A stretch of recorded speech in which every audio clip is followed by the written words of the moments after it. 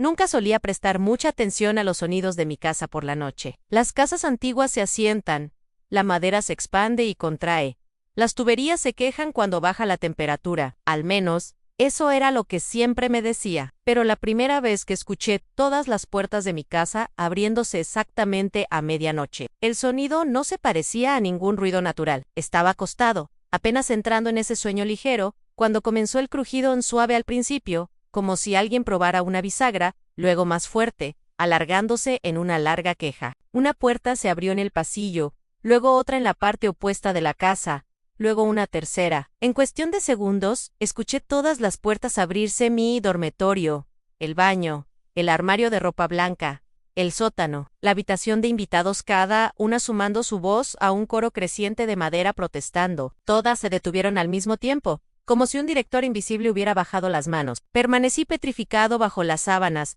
el corazón golpeándome el pecho, mirando mi propia puerta, ahora entreabierta, moviéndose apenas, como si algo invisible hubiera pasado por ella. A la mañana siguiente, intenté racionalizarlo. Tal vez no las había cerrado bien. Quizá una corriente de aire provocó una reacción en cadena. Tal vez abrí alguna sin recordar. Me aferré a cualquier explicación que no involucrara lo imposible. Así que antes de acostarme esa noche, revisé cada puerta de la casa. La cerré con firmeza, giré cada picaporte hasta escuchar el clic del pestillo, y las empujé para estar seguro de que estaban bien aseguradas. Satisfecho, regresé a mi habitación, sintiéndome ridículo por tomar tal precaución. Pero a medianoche, volvió a pasar. Apenas me había quedado dormido cuando el ruido me arrancó de golpe en el crujido lento y deliberado de puertas, abriéndose una por una, el sonido extendiéndose por el pasillo como una procesión. Me incorporé, conteniendo la respiración mientras escuchaba el pestillo de mi puerta liberarse, y mi puerta abrirse sola, exactamente igual que la noche anterior. Sentí mi pulso temblar en mi cuello mientras miraba la oscuridad más allá del umbral. La casa se sentía viva, cada sombra hinchándose con anticipación. Una corriente de aire, me repetí, solo una corriente de aire. Pero mi convicción era más delgada que el aire que respiraba. Esto se volvió un ritual nocturno en yo, encerrado en mi habitación con un miedo creciente, las puertas abriéndose solas, y yo encontrándolas abiertas al amanecer. Y cada día me descubrí más ansioso, más sobresaltado, más consciente del sutil cambio en la atmósfera de mi hogar. Intenté ignorarlo. Luego intenté resolverlo como un rompecabezas compra Berli. Revisé la calefacción, miré videos sobre presiones de aire negativas. Nada explicaba lo que oía. Después de una semana, decidí quedarme despierto para verlo ocurrir. En la octava noche, me aposté en el pasillo a las 11:50 página M, linterna en mano, entre el dormitorio y la sala. El aire estaba anormalmente quieto, como si la casa contuviera la respiración, esperando su señal de medianoche. Miré el teléfono cada pocos segundos, los minutos arrastrándose, exactamente a las 12 alto M. Ni un segundo antes ni después la puerta del baño gimió y se abrió. No sopló ninguna brisa. No hubo un asentamiento en la estructura, simplemente el inconfundible sonido del pestillo liberándose solo. Antes de procesarlo, la puerta de la habitación de invitados hizo lo mismo, luego la del armario, luego la del sótano, cada una abriéndose como si respondiera a un llamado silencioso. Solo una permaneció inmóvil a la puerta del ático, al final del pasillo. Nunca le había prestado demasiada atención. Era una pequeña puerta de madera detrás de la cual una escalera angosta llevaba a un espacio de almacenamiento que casi nunca usaba. No la había abierto en meses, pero esa noche, con todas las demás puertas abiertas, la del ático seguía firme, su picaporte quieto y silencioso mientras la casa respiraba a su alrededor. Algo en esa quietud me pareció incorrecto, intrusivo, como si el ático estuviera excluido de lo que movía al resto de la casa. No tuve valor de acercarme, me retiré a mi habitación y permanecí despierto hasta el amanecer, ojos abiertos en la oscuridad cambiante. Al día siguiente, intenté convencerme de que estaba exagerando. Me dije que la puerta del ático negándose a abrirse era algo positivo, significaba que el fenómeno era inconsistente y, por lo tanto, explicable. Pero en el fondo, una voz pequeña e insistente sugería lo contrario. En el ático era la excepción, porque algo allí era diferente. Algo estaba esperando. En la novena noche, las puertas se abrieron como siempre.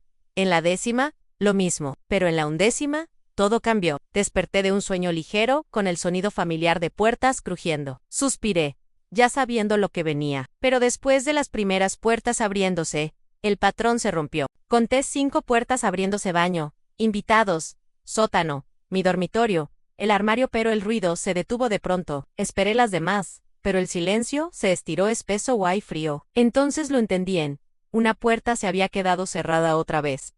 Algo dentro de mí se quebró en miedo, mezclado con frustración, una necesidad desesperada de entender lo que estaba pasando. Agarré mi linterna, bajé de la cama, y entré al pasillo, el suelo frío mordiendo mis pies descalzos. El aire estaba cargado, como antes de una tormenta. Al acercarme a la puerta del ático, mi mano temblaba incontrolablemente, pero me obligué a seguir. Tenía que saber. La puerta de madera se alzaba frente a mí, con pintura desconchada y el picaporte manchado por los años. Parecía la misma de siempre, pero más pesada, como si contuviera algo detrás. El haz de mi linterna tembló mientras alargaba la mano para tocar el picaporte. El metal estaba helado, mucho más frío que el aire alrededor. Apenas mis dedos rozaron el picaporte, este se sacudió violentamente desde el otro lado. Un grito ahogado se escapó de mí mientras retrocedía, a punto de soltar la linterna. El picaporte seguía agitándose, torciéndose de un lado a otro como si alguien o algo intentara abrir la puerta con desesperación. El temblor se volvió frenético, el metal chocando contra el pestillo, hasta que de pronto se detuvo en silencio, en un silencio tan denso que parecía tragarse incluso mis pensamientos. Me quedé paralizado, respirando apenas. El haz de la linterna se deslizó por la puerta, iluminando partículas de polvo flotando en el aire muerto. Nada pasó durante un tiempo que se sintió interminable. Luego, la casa emitió un pequeño gemido, casi de alivio. No podía quedarme allí. Todo mi cuerpo gritaba que huyera. Me giré para irme, la mano buscando el interruptor de la luz del pasillo. Fue entonces cuando escuché 3 golpes tan suaves, tan precisos, en la puerta del ático. No eran al azar, no eran nerviosos, eran intencionales. Sentí el corazón golpear mi pecho mientras me volvía lentamente. La puerta seguía cerrada, pero una sombra delgada apareció bajo ella, y algo pequeño y rectangular se deslizó hacia afuera y cayó al suelo. No quería recogerla. Todo mi instinto me decía que corriera escaleras abajo y saliera de la casa sin mirar atrás, pero algo más fuerte, curiosidad enfermiza, miedo a la ignorancia, o quizá una compulsión impuesta por lo que estuviera detrás de esa puerta, me obligó a acercarme. Me agaché y la tomé. El papel estaba amarillento en los bordes, pero sorprendentemente firme, como si hubiera sido conservado en algún lugar, sin tocar la luz. Con manos temblorosas, lo abrí. Había solo 3 palabras, escritas con una letra infantil e irregular: gracias por esperar. El aire se volvió gélido al instante, mi aliento visible al salir de mis labios. Mis rodillas casi cedieron cuando el pánico se apoderó de mí. Retrocedí, incapaz de apartar la vista de la puerta del ático. Mi mente giraba. ¿Esperar? ¿Para qué? ¿Para mí? ¿Para este momento? Antes de que pudiera reaccionar, el picaporte comenzó a girar lentamente, deliberadamente. El agitamiento de antes había desaparecido. Ahora era metódico, paciente. El mecanismo gruñó. El pestillo se liberó con un clic final. Algo estaba abriendo la puerta. Iluminé el picaporte con la linterna, pero él parpadeó y se apagó, dejándome casi a oscuras. Solo la tenue luz de la luna entraba por una ventana cercana. Vi la silueta de la puerta abriéndose, revelando una negrura absoluta detrás. La oscuridad parecía viva, palpitante, presionando contra mi piel, mis pulmones, mis pensamientos. Sentí un reconocimiento profundo, no porque yo entendiera lo que era, sino porque ello me entendía a mí.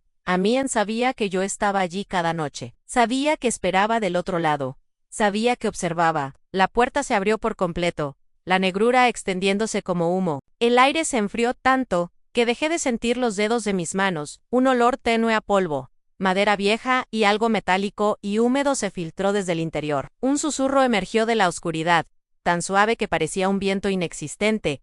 Suben, eso bastó. Corrí por el pasillo, resbalando casi en el suelo, el sonido de mi respiración entrecortada llenando mis oídos. No Mayer atrás, no recogí teléfono, llaves, nada. Salí por la puerta principal, al frío de la noche, y no dejé de correr hasta llegar al auto. Mis manos temblaban tanto que apenas pude arrancar. Me marchité del lugar sin revisar el retrovisor. Conduje hasta que salió el sol.